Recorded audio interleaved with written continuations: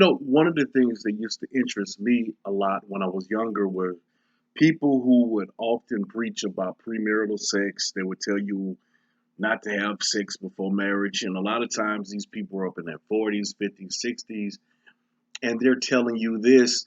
And you would sit there about 20, 25, 30 or so, and you're saying to yourself, it's easy for you to say because you got to have sex.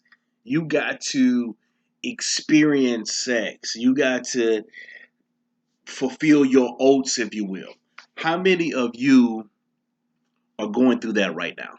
Honestly, how many of you have that thought right now? It's like you're thinking to yourself, all you older people are telling me not to go out there and have premarital sex after you've basically essentially gotten all your rocks out. So now you're trying to tell me all this stuff about God. You're trying to preach to me. You're trying to tell me if I don't do this, I'm gonna go to hell. But then I see you, and you didn't go to hell, so I must be okay. How many of you guys have actually thought that? I'm not gonna lie. I thought that when I was 18 and 19 too, right? I was like, man, all these people are sitting up here telling them about God and I'm gonna go to hell, but they out here really getting it in. But it's easy for them to say because I'm pretty sure they were getting it in too at that age, right? But I want to give you an analogy. I'm gonna give you what I understand now that I didn't understand back then. And yes, I did a previous video on premarital sex and how to avoid premarital sex. And for many, it may seem like, well, Dom, you're being a hypocrite because you had premarital sex. You ended up turning into one of the same people that you used to detest. Well, I'm gonna tell you exactly why those people said what they said, and I'm gonna explain it to you guys in depth why premarital sex is such a dangerous thing. And if I had it to do all over again, yes, at that particular time of my life, I would have remained a virgin until I was married. Well, to understand the severity of premarital sex, we must understand first the characteristic of one of the most interesting creatures in the ocean, and that is called an anglerfish. An anglerfish. The reason that the anglerfish is so interesting is because the anglerfish has a fleshy appendage connected to its head, and he utilizes this fleshly appendage as a lurer in order to lure in a potential, food, right? That's his hunting mechanism. Basically, has this little thing like my dread hanging off his head, right? And the fish thinks it's a worm, and as the fish goes in closer and closer, thinking it's a worm to eat it, all of a sudden, boom, the anglerfish gets his prey. That's the same analogy I want to give you guys with premarital sex. Sure, folks, at the end of the day, do what you want to do.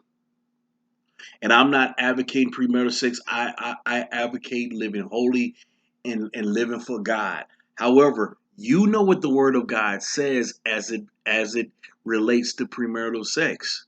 But just like that anglerfish, see, the spirit of lust is so cunning, it's so deceptive. You get lured in, you get lured in, you get lured in. All of a sudden, bam, you caught up. Now you're a nympho. Now all of a sudden you may end up struggling with pornography.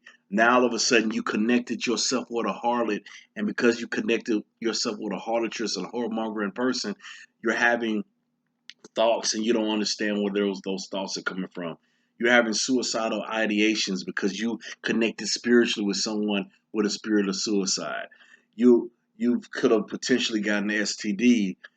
Potentially, it could have made that appetite become so awake that all of a sudden now you're out of control. See, it only takes one time to get caught out there bad, and then ultimately sometimes you can get caught out there to the point that you can die and you can go to hell.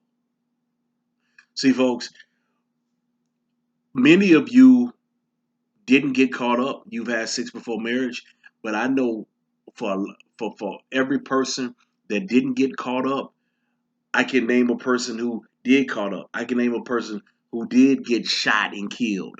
I can, because they got caught up sleeping with somebody's husband or sleeping with somebody's wife. I can name a person that did get a baby outside of wedlock, who did get an STD. So, yes, it has not happened to you, but the more you play the game of percentages, eventually something bad will happen. See, ultimately, folks, we're concerned with your soul being saved. We're concerned with you being right with God. So, yeah, you can have sex and it'll feel amazing. See, I'm not going to lie and tell you like other people and be like, oh man, if you have sex, it's just don't have sex before marriage because it's just the worst thing ever. That's a lie. Sex is amazing, right? It's amazing. Why? Because God created it to be amazing. However, he created it to be amazing within the confines of a covenant marriage. So I'm going to tell you what you already know, and I'm going to tell you what the Word of God has already said. And that is, yes, wait till you're married to have sex.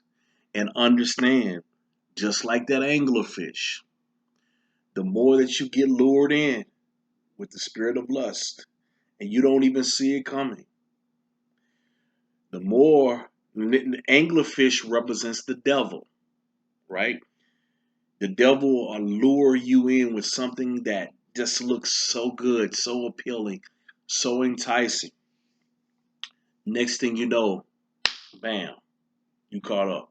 I got a situation, had a situation that happened to me back in, it was some years ago, man, like some years ago.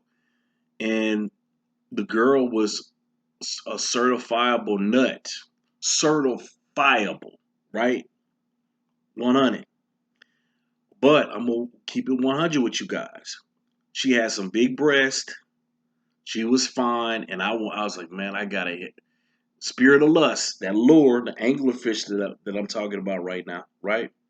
I'm like, man, I gotta get that. I gotta hit that one time. I just got to. See, when you start talking about, I just got to, man. I just gotta hit it one time. I just gotta hit this thing one time. So when you start talking like that, that's when you know you're bound by a spirit of lust. That's when you know the devil already got you. Yeah, he already got you, folks. I'm just keeping 100 with you. So I willingly went into this girl's house in the hood, knowing the dangers that it was, because in my mind, the thought of me getting my rocks off with this woman was greater than me potentially getting killed. And guess what? It could have happened because old boy came to our house knocking on the door. A whole bunch of other different crazy stuff happened that I don't even really have time to go into. But my point is, folks, if something would have happened and I would have died, guess where I would have gone? I would be in hell right now as those who have no hope. And it was His grace, it was God's grace that spared me, man, from countless situations. And I say this, that's why people tell you not to have sex outside of marriage, because you don't know how God's grace is going to operate for you. Just because God's grace operated for one individual one way doesn't mean he's gonna do that for the next. There's girls who literally going out here pure, and then they had sex one time and got pregnant, or one time and got HIV, one time got herpes, and you got girls out here just constantly getting it in, and don't have STD in the world. Folks, don't play around with God's grace, because you don't know when your number is going to be called. So that's why you don't have sex before you're married. It ain't got nothing to do with, see, the devil already got you fooled because he has you think, well, you got to have fun. Why can't I? Well, I tell you what, go out there and have your fun, man. Do you. Do you. But remember, if you get caught up, if something happens to you and you die and you go to hell, you will remember this conversation. that I'm having with you right now. You will remember every single time that the minister told you the potentiality of you getting caught up and you dying and going out. You will remember those conversations. So if your pleasure is more important to you than living a life displeasing to God, if you getting your rocks off is more important to you than obeying God, by all means, do you. Nobody else can tell you what to do but you. However, if you desire to obey our holy and righteous God, then folks, run as far away from the anglerfish as possible, because I can tell you that that lure that's on the top of that anglerfish's head, the anglerfish called the devil, is meant to entice you, but ultimately it's meant to destroy you. Leave the anglerfish alone. For more tips and strategies on what you can do to overcome porn and masturbation, head over to my page, www.pornaddictshelp.com, www.pornaddictshelp.com. There I have over 5 hours of practical tips and strategies based on the Word of God that will help you overcome porn and masturbation. These are things that I did personally to help me overcome from my struggles from over 17 years. I love you guys. God bless you. Please like, share, and subscribe.